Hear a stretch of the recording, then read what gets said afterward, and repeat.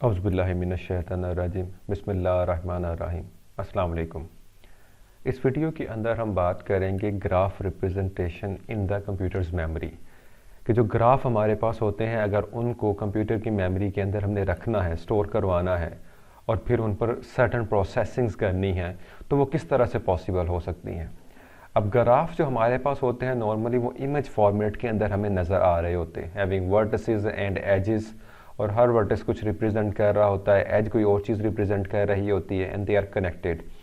तो क्या इमेज के फॉर्मेट में हम ग्राफ को सिस्टम में स्टोर करवाते हैं? अगर हम इमेज फॉर्मेट के अंदर ग्राफ को स्टोर करवाएंगे तो उसको प्रोसेसिंग करनी इटसेल्फ बिकम्स वेरी डिफ़िकल्ट, क्योंकि वो तो फिर इमेज प्रोसेसिंग का काम शुरू हो जाएगा।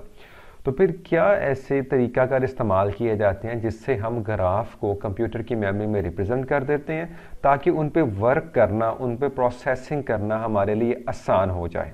और यही डाटा स्ट्रक्चर का पर्पज़ है कि अरेंज करना है हमने डाटा को कंप्यूटर मेमोरी के अंदर ताकि उसको एफिशिएंटली हम यूटिलाइज कर सकें, राइट। तो चलें देखते हैं कि ये काम हम किस तरह से कर सकते हैं। अब पहले तो ग्राफ को थोड़ा सा रिवाइज कर लेते हैं कि ग्राफ क्या होता है। A graph is a non linear data structure. Yes it is true, क्योंकि जो लीनियर डेटा स्ट्रक्चर्स हैं उनमें तो ज़ाहिरी बात है सिक्वेंशियल मैनर होता है, बट ग्राफ के अंदर सिक्वेंशियल मैनर नहीं होता। उसके अंदर आपके पास पाथ जो हैं वो मोर देन वन होते हैं। लीनियर डाटा स्ट्रक्चर के अंदर पाथ एक ही होता है, फॉरवर्ड चले जाएं या बैकवर्ड आ जाएं और आपने रहना सेम पाथ के ऊपर ही है। तो उनकी कम्प्लेक्सिटी नॉर्मली n ही होती है, जैसे एरे है या लिंक लिस्ट है आपकी, ठीक है। लेकिन जब हम नॉन लीनियर में आते हैं तो ट्री हमारे सामने आ जाता है। Tree itself is a graph, it's a type of graph, ठीक है। वो चाहे बाइनरी सर्च ट्री हो, नॉर्मल बाइनरी ट्री हो, एक्सप्रेशन ट्री हो, या कोई भी बैलेंस ट्री हो, कंप्लीट ट्री हो, फुल बाइनरी ट्री हो, एक्सेट्रा एक्सेट्रा, वो सारे के सारे क्या हैं, वो भी ग्राफ ही हैं। So non linear data structure बनता है, ठीक है। और बिल्कुल वैसे ही है जो मैथमेटिकल कॉन्सेप्ट ग्राफ का होता है, right. So it is a collection of nodes also called vertices and edges that connects these vertices. अब नोड्स जितनी भी किसी ग्राफ के अंदर होती हैं वो रिप्रेजेंट कर रही होती हैं किसी लोकेशन को। यानी अगर फॉर एग्जांपल जो ग्राफ है वो बना हुआ है जो सिटीज़ को शो कर रहा है, तो हर वर्टेक्स जो होगा वो किसी ना किसी सिटी को रिप्रेजेंट कर रहा होगा। और दूसरी तरफ जो उसके दरमियान में एजिस हैं, पॉसिबल है कि वो जो एजिस हैं वो ये शो कर रही हो कि ये रोड्स हैं, कि इतने रास्ते जो हैं इन शहरों को आपस में कनेक्ट करते हैं। तो एजिस मतलब पाथ है हमारे, और जो वर्टिसेस हैं हमारे या जो नोड्स हैं हमारी वो क्या हैं, they are the locations. Similarly network का ग्राफ होता है। नेटवर्क ग्राफ क्या रिप्रेजेंट करता है कि कहाँ कहाँ पर डिवाइसेस हैं, और वो डिवाइसेस जो हैं they are connected by means of the wires, और वो जो वायर्स हैं वो किससे, एजिस के जरिए रिप्रेजेंट हो रही होती हैं, ठीक है। So numerous application of graphs are there जिनकी मदद से सारे के सारे काम किए जाते हैं। That is why it becomes a really important data structure, okay.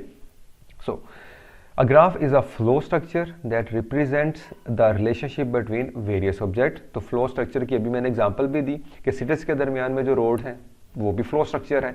दूसरी तरफ अगर नेटवर्क ग्राफ है वो भी फ्लो स्ट्रक्चर्स है, ठीक है। तो फ्लो को शो करने के लिए हमारे पास एक हेल्प कर रहे होते हैं हमें, ठीक है।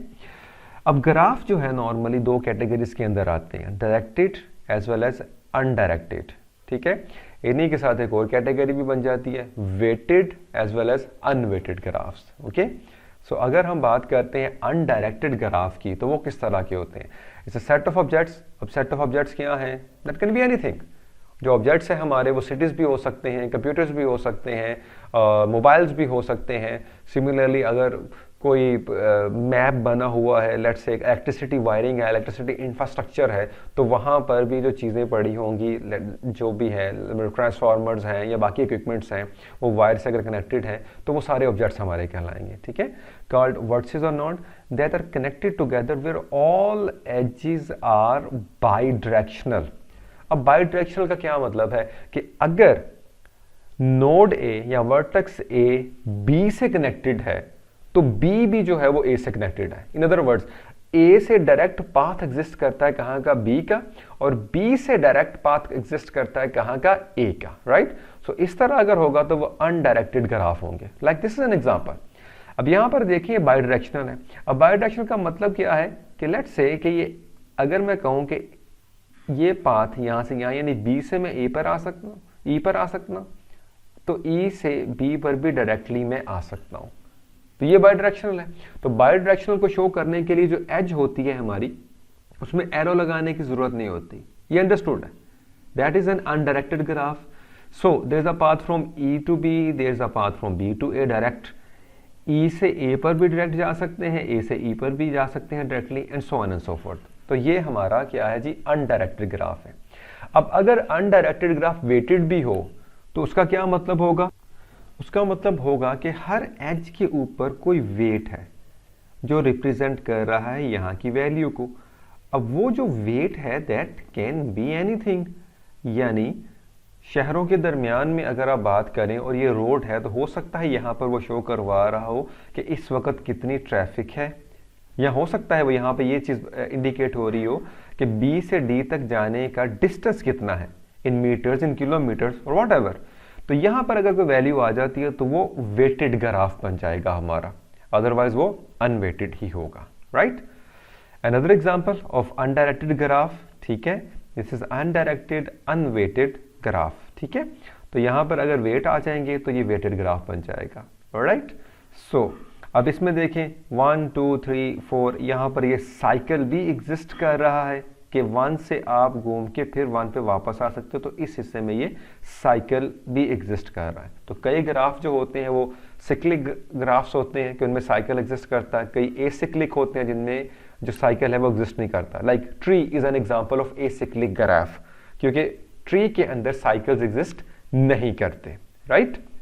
ओके, अब ऐसे अगर हम डायरेक्टेड ग्राफ को देखें तो डायरेक्टेड ग्राफ थोड़ा सा डिफरेंट हो जाता है किससे, अनडायरेक्टेड से। जैसे अनडायरेक्टेड की प्रॉपर्टी क्या है कि if we can go from A to B, vertex A to B, तो हम क्या कर सकते हैं, बी से ए पर भी आ सकते हैं।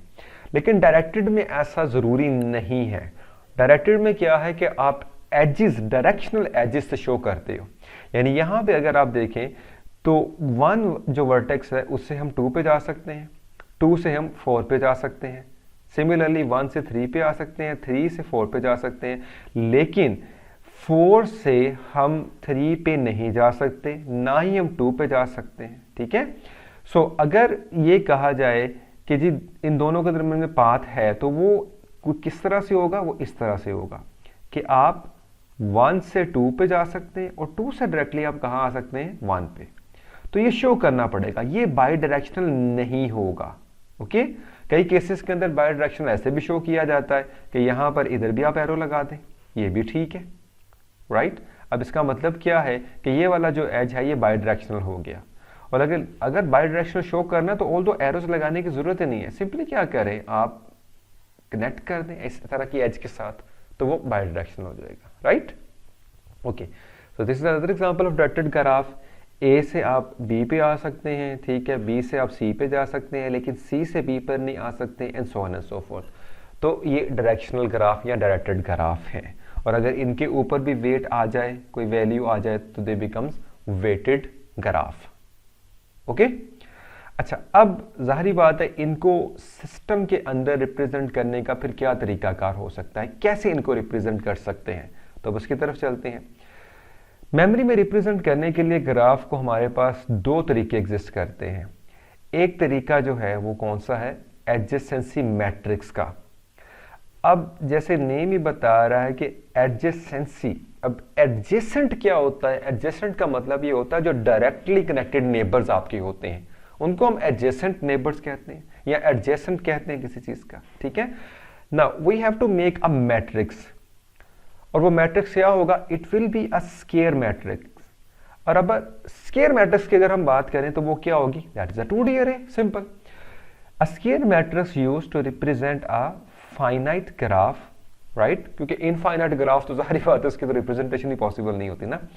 The elements of the matrix indicate whether pairs of vertices are adjacent or not in the graph. Simple, कि आपकी जो हर लोकेशन होगी मैट्रिक्स के अंदर वो क्या शो करवा रही होगी, एक वैल्यू शो करवा रही होगी। वो वैल्यू ये बताएगी कि क्या 2 नोड्स या 2 वर्टेक्सेस आपस में कनेक्टेड हैं या नहीं है, ठीक है।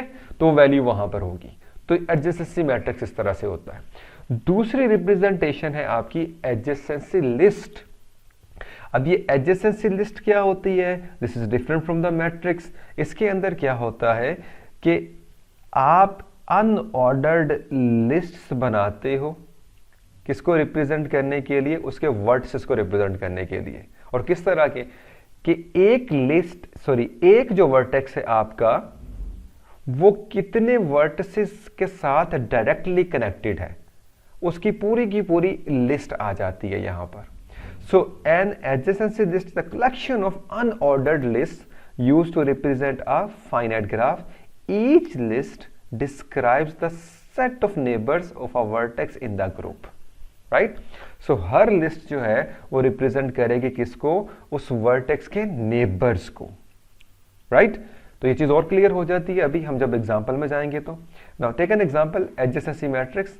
अब यहां पर हमने क्या करना है? We have to create a 2D array which is n cross n matrix. ठीक है जी। तो n क्रॉस n अगर मैट्रिक्स है तो हमारी स्पेस कंप्लेक्सिटी क्या हो जाएगी? अगर हम स्पेस कंप्लेक्सिटी की बात करें कि जी n नंबर ऑफ वर्टिसेस हमारे पास हैं, तो वो डेफिनेटली हमारी क्या होगी? That will become big of n square. ठीक है, n स्क्वायर ही होगी ना, क्योंकि हमारे पास हमने स्क्वायर मैट्रिक्स बनाना है। किसकी बेस पर? वर्टिसेस की बेस पर। और n हमारा क्या है? दे आर द वर्टिसेस और nodes. So if v vertices are there, so space complexity become v square. Right? So ये ग्राफ है हमारे पास। अब इसका जब एडजेसेंसी मैट्रिक्स हमने बनाना है तो we have to find out कि कितनी इसके अंदर नोड्स हैं या वर्टिसेस हैं। तो कितने हैं जी? 1 2 3 4 5। So 5 by 5 is we need a 25 size 2D array. ठीक है, तो ये अरे आपकी बन गई। अब यहां पे देखें 5 by 5, ये 5 by 5 क्या है? ये आपके वर्टिसेस आ गए, ये आपके वर्टिसेस आ गए। ठीक है, सिस्टम के अंदर ऑब्वियसली हम ऐसे कोई वर्टिसेस नहीं लिखेंगे, ये समझाने के लिए ये बात की जा रही है। मैट्रिक्स हमारा यही होगा 25 by 25 का। अब इसके अंदर डाटा कैसे आना है? इसके अंदर बुलियन डाटा होता है, बाइनरी डाटा रखा जाता है, क्योंकि अनडायरेक्टेड ग्राफ है और अनडायरेक्टेड ग्राफ है और दूसरी तरफ क्या है जी? अनवेटेड भी है। तो अनवेटेड है तो वेट का तो चक्कर ही कोई नहीं है। हमने सिर्फ क्या करनी है? एजिस का देखना है कि कौन सा किसके साथ कनेक्टेड है। तो क्या होगा जी? सबसे पहले ये वाला जो है, let's say this is representing a node या a vertex. Is A connected to A? क्या ए से ए तक का पाथ है? तो चेक करें, ए से ए तक का पाथ है? नहीं है, तो यहां हमने 0 रख दिया, यानी फॉल्स। ठीक है, सिमिलरली ए से बी का पाथ है? Yes, A having an adjacent node which is B. ठीक है, एडजेसेंट नोड की बात हमने करनी है क्योंकि एडजेसेंसी मैट्रिक्स हम बना रहे हैं। तो ए से बी है, हाँ जी, ए से बी है, यस ट्रू, तो 1 रख दिया। ओके, ए से सी, सो ए से सी कनेक्टेड है, डायरेक्टली नेबर है? नहीं है, तो 0 आ गया। ए से D, yes they are directly connected, तो 1 आ गया विच इज ट्रू। ए से ई है, यस 1 आ गया which is true. And similarly अब हम आगे बढ़ेंगे किसके लिए? बी के लिए। बी वर्टेक्स को अगर हम देखते हैं तो क्या बी से ए का पाथ है, यानी बी का नेबर ए है? बी का नेबर ए है, यस, तो ये आ गई जी एंट्री। बी के और कौन कौन से नेबर है? बी का नेबर ई है और डी है, तो डी और ई में 1 आ गया और बाकी सब में क्या आ जाएगा? 0 आ जाएगा। And similarly for others, let's take C as an example. C का कौन नेबर है जी? C has only 1 neighbour that is D, और बाकी सारी वैल्यूज की क्या हो जाएंगी? 0 हो जाएंगी। सो this is how you can represent your graph in the form of adjacency matrix. Simple.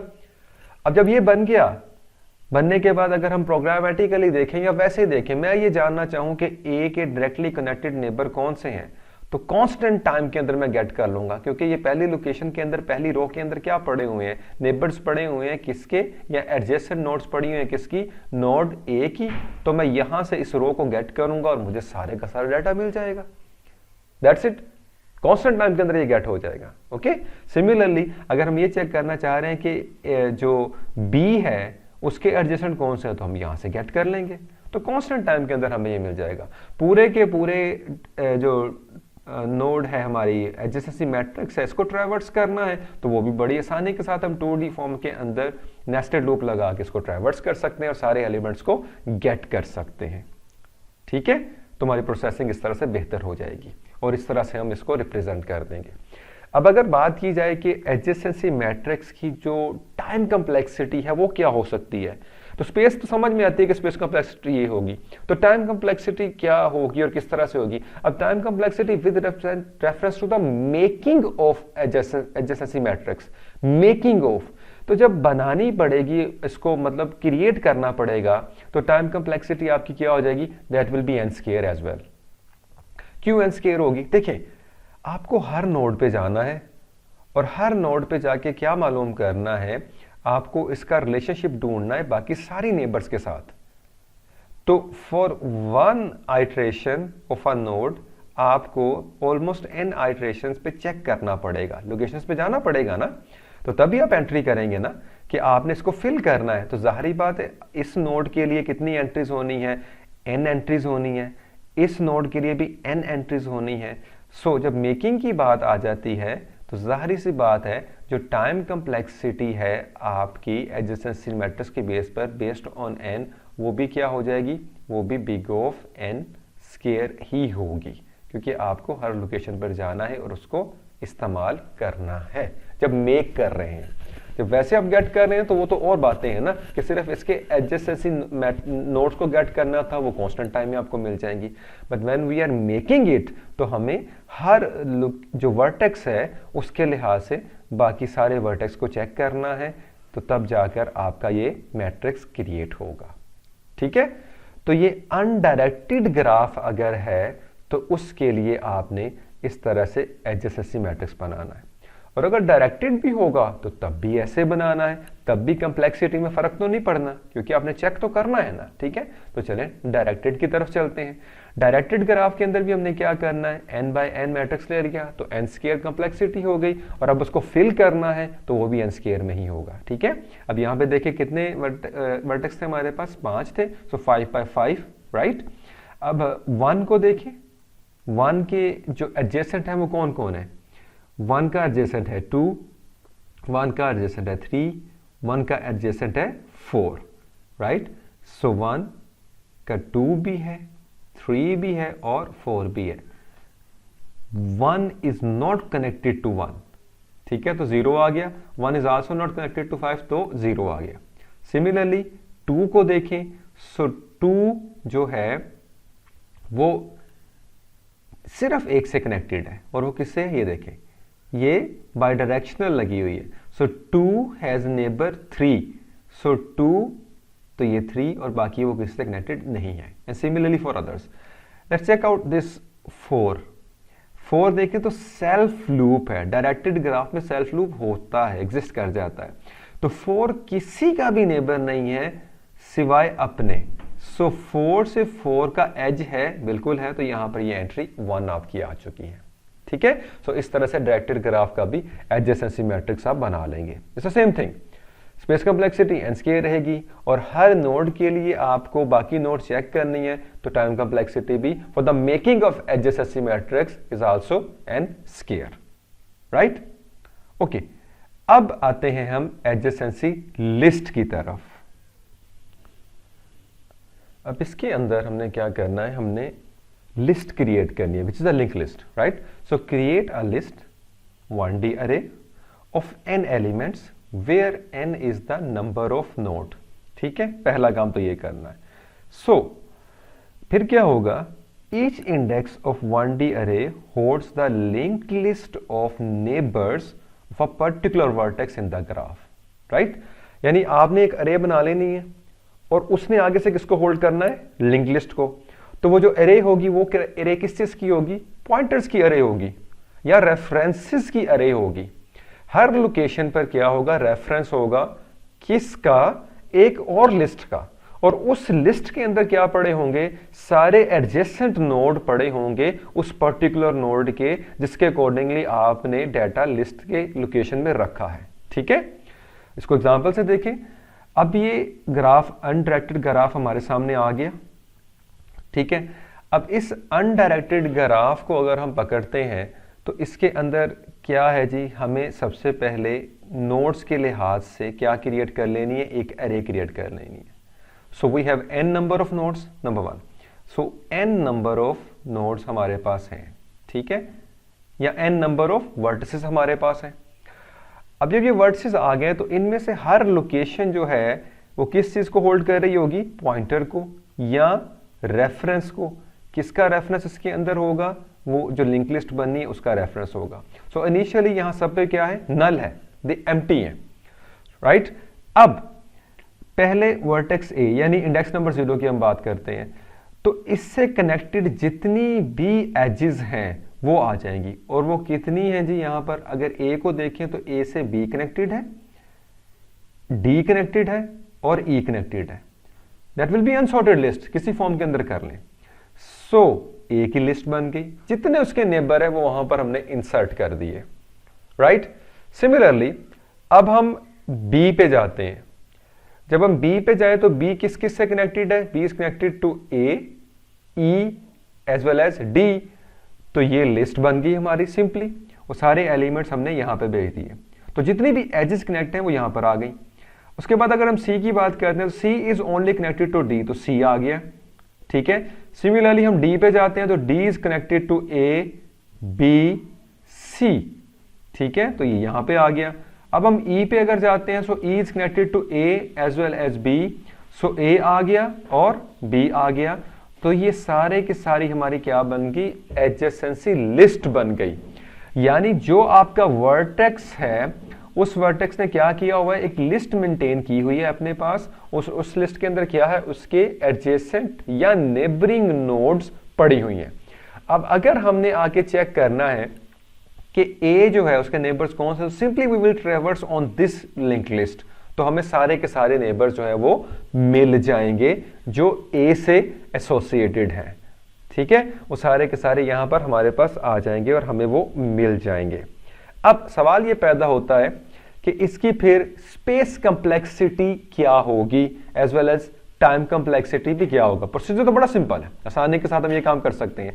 तो स्पेस कंप्लेक्सिटी की अगर हम बात करते हैं तो वो किस लिहाज से हमने अब मेजर करनी। अब n बाय n तो नहीं बनती, क्योंकि n बाय n तभी होती कि नंबर ऑफ नोड्स और नंबर ऑफ जो हमारी लोकेशंस हैं वो अगर इक्वल हो जाती और हर नोड जो है इक्वल नंबर ऑफ नोड्स को आगे से पॉइंट कर रही होती, तो n स्क्वायर तो हमारे पास ये नहीं बन रही, राइट।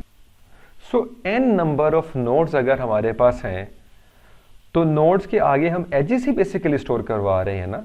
तो अगर n नंबर ऑफ नोड्स हमारे पास हों और हमारे पास हों m नंबर ऑफ एजेस, तो हमारी स्पेस कंप्लेक्सिटी क्या बन जाएगी, n plus m, big of n plus m। तो ये हमारी स्पेस कंप्लेक्सिटी होगी किसकी, हमारे एडजेसेंसी लिस्ट की, ठीक है। लेकिन ये जो स्पेस कंप्लेक्सिटी है, अगर हमारे पास कंप्लीट ग्राफ आ जाए, कंप्लीट ग्राफ क्या है कि हर एज जो है वो दूसरे, हर वर्टेक्स जो है वो हर दूसरे वर्टेक्स से कनेक्टेड है, यानी कंप्लीट ग्राफ जो है। फॉर एग्जांपल अगर यहां पर मैं एक कंप्लीट ग्राफ बनाऊं, छोटी सी एग्जांपल ले लेते हैं, ये एजेस हैं, यानी ये नोड इससे कनेक्टेड है, ये वर्टेक्स इससे कनेक्टेड है, ये इससे कनेक्टेड है, ठीक है, यानी डायरेक्टली कनेक्टेड है एक दूसरे के साथ। तो इस केस के अंदर जो एडजेसेंसी लिस्ट की भी स्पेस कंप्लेक्सिटी होगी वो क्या हो जाएगी, that will become n square, because there are n number of nodes and there are n number of edges. तो वो स्पेस कंप्लेक्सिटी इस सूरत के अंदर रिड्यूस हो जाएगी और कहां चली जाएगी, आपके n स्क्वायर में ही चली जाएगी, ठीक है। लेकिन ये किस केस में होगा, जब हमारे पास कंप्लीट ग्राफ होगा, यानी हर वर्टेक्स दूसरे वर्टेक्स का नेबर हो, हर वर्टेक्स दूसरे वर्टेक्स से कनेक्टेड हो, तो हमारी जो स्पेस कंप्लेक्सिटी है वो n स्क्वायर में चली जाएगी। Otherwise it will be n plus m, where n is the number of node and m is the number of edges in the graph, okay. अच्छा, अब अगर हम टाइम कंप्लेक्सिटी की तरफ आते हैं तो टाइम कंप्लेक्सिटी हमारी क्या होगी जी और किस तरह से मूव करेगी। अब जाहिर बात है यहां पर टाइम कंप्लेक्सिटी जो हमारी है वो अगेन हमारी n स्क्वायर में नहीं जाएगी, क्योंकि हमने नंबर ऑफ एजेस को स्टोर करवाना है जो वर्टिसेस हैं, ठीक है। तो ये तो हमारी बन गई, ये अपनी जगह पर आ गई, और उनमें से हर एक ने क्या करना है, आगे से नंबर ऑफ एजेस को स्टोर करवाना है। तो हमारी जो टाइम कम्प्लेक्सिटी होगी that will be big of M, क्योंकि we are storing number of edges. तो जब नंबर ऑफ एजेस को हम लिस्ट के अंदर रख रहे हैं यहाँ पर, तो हमारी कम्प्लेक्सिटी बिग ऑफ एम में चली जाएगी। लेकिन फिर वही बात है, अगर जाहिर बात है ये कंप्लीट ग्राफ होगा तो उस सूरत में भी जो टाइम कम्प्लेक्सिटी है वो आपकी एन स्क्वायर में चली जाएगी, क्योंकि एन नंबर ऑफ एजेस होंगी, एन नंबर ऑफ वर्टिसेस होंगे तो वो एन स्क्वायर में चली जाएगी। सो इस तरह से स्पेस कम्प्लेक्सिटी और टाइम कम्प्लेक्सिटी जो है वो थोड़ी बहुत रिड्यूस हो जाएगी in case of adjacency list, compact way में स्टोर हो जाएंगी as compare to adjacency matrix. तो ये तरीकाकार है जी एडजेसेंसी लिस्ट को बनाने का, ठीक है। तो ये अनडायरेक्टेड ग्राफ की एडजेसेंसी लिस्ट हो गई। अब हम आ जाते हैं डायरेक्टेड ग्राफ की एडजेसेंसी लिस्ट की तरफ। उसमें भी अब हमने क्या करना है, हमारे पास ये 5 वर्टिसेस हैं या 5 नोड्स हैं, ये आ गई। अब पहली नोड को अगर हम पकड़ेंगे तो पहली नोड के जो नेबर्स हैं वो कौन कौन से हैं, 2 है, 3 है और 4 है। तो 2, 3 और 4 ये लिस्ट आ गई। अब वर्टेक्स 2 को पकड़ते हैं तो vertex 2 is connected only with edge 3, ठीक है, तो ये आ गया। अब 3 को पकड़ते हैं तो वर्टेक्स 3 इज कनेक्टेड टू 2, ठीक है, सो यहां पे 2 आ जाएगा। 4 को पकड़ते हैं, 4 is connected to only itself, self loop है ना, सो 4 के आगे 4 आ जाएगा। दिस इज इंपॉर्टेंट, ये ऐड करना है, सेल्फ लूप एज तो है ना, ठीक है। 5 की बात करते हैं तो 5 इज ओनली कनेक्टेड टू 2, तो वो यहां पर ये आ जाएगा। बाकी इसकी भी स्पेस कम्प्लेक्सिटी और टाइम कम्प्लेक्सिटी वही रहेगी जो एडजेसेंसी लिस्ट की हमने पीछे बात की है, राइट। तो इस तरह से इन दोनों मेथड्स को इस्तेमाल करते हुए एडजेसेंसी मैट्रिक्स और एडजेसेंसी लिस्ट को हम अपने ग्राफ का डाटा जो है वो कंप्यूटर में रिप्रेजेंट कर सकते हैं और फिर उस पर वेरियस प्रोसेसिंग कर सकते हैं। मतलब ग्राफ्स के बहुत सारे एल्गोरिदम हैं, शॉर्टेस्ट पाथ को फाइंड आउट करना होता है, स्पैनिंग ट्रीज को फाइंड आउट करना होता है, ठीक है। इसी तरीके से ये भी चेक किया जा सकता है कि ग्राफ में कोई साइकिल एग्जिस्ट तो नहीं करता, and etcetera etcetera. Various applications are there, in fact numerous application of graphs are there. तो इनको सिस्टम के अंदर रिप्रेजेंट करना और फिर उस डाटा को इस्तेमाल करना हमें मालूम होना चाहिए और हमें समझ में होना चाहिए कि किस तरह से इसको किया जा सकता है, ठीक है। ओके, तो अब हम थोड़ी सी टाइम कम्प्लेक्सिटी और स्पेस कम्प्लेक्सिटी को दोबारा देख लेते हैं एडजेसेंसी मैट्रिक्स की। ऑल्दो मैंने पहले भी डिस्कस कर दी है ये चीज़ आप लोगों के साथ। तो यहाँ पर जो हमारे पास n नंबर ऑफ वर्टिसेस हैं और m नंबर ऑफ एजेस हैं, सो स्पेस कम्प्लेक्सिटी हमारी n स्क्वायर ही बननी है एडजेसेंसी मैट्रिक्स के फॉर्म के अंदर, क्योंकि हमें वहाँ पर n square n by n की अरे चाहिए, 2D अरे चाहिए, ठीक है। फिर उसकी हर वैल्यू को फिल करना है हमने, हर लोकेशन को जाके फिल करना है। तो टाइम कम्प्लेक्सिटी भी जो है हमारी एडजेसेंसी मैट्रिक्स के केस में वो भी n स्क्वायर ही रहेगी। When we come to the adjacency list, तो वहाँ पर क्या है, वहाँ पर हमें जो स्पेस कम्प्लेक्सिटी चाहिए वो हमारी n प्लस m है। n is number of nodes vertices, और उसके आगे से फिर हमें m नंबर ऑफ और लोकेशंस या एलिमेंट्स चाहिए जो हर वर्टेक्स को रिप्रेजेंट कर रही होंगी फॉर अ पर्टिकुलर वर्टेक्स। सो हमारे जो एजेस हैं वो वहाँ पर उतनी स्टोर हो जाएंगी। सो n प्लस m हमारी स्पेस कम्प्लेक्सिटी बनेगी। टाइम कम्प्लेक्सिटी उसकी बिग ऑफ m होगी, क्योंकि नंबर ऑफ एजेस को ही हमने स्टोर करना है ना। जो रिलेशनशिप बेसिकली होता है वो तो एजेस है कि v1 और v2 के दरमियान में जो रिलेशन है वो एज बना रही है। तो नंबर ऑफ एजेस को ही हम स्टोर कर रहे होते हैं जो in the form of words. So हमारी टाइम कम्प्लेक्सिटी जो है वो बिग ऑफ m होगी based on the edges, right. लेकिन एडजेसेंसी लिस्ट के अंदर जैसे मैंने पहले भी बात की, for the complete graph, complete graph में क्या है कि आपकी हर एज जो है वो दूसरे के साथ कनेक्टेड होगी, यानी ये वर्टेक्स इससे कनेक्टेड है डायरेक्टली, ये इससे डायरेक्टली कनेक्टेड है, ये इससे डायरेक्टेड है। तो this is an example of a complete graph. अब कंप्लीट ग्राफ में क्या है, definitely n number of vertices तो आपकी आए, एजेस भी कितनी हो जानी है, वो भी ऑलमोस्ट m नंबर हो जानी है, क्योंकि अगर आप इसको पकड़ेंगे तो इसने दोनों वर्ड से कनेक्ट होना है, इसने भी दोनों से, and so on and so fourth. So space complexity भी क्या रहेगी वहां पर आपकी, वो रिड्यूस हो जाएगी टूवर्ड्स n स्क्वायर, और टाइम कम्प्लेक्सिटी भी आपकी n स्क्वायर पर ही चली जाएगी, राइट। उम्मीद करता हूँ जी बहुत सारी चीज़ें क्लियर हो गई होंगी। अपना बहुत ख्याल रखिएगा। अस्सलामु अलैकुम वरहमतुल्लाहि वबरकातुहू।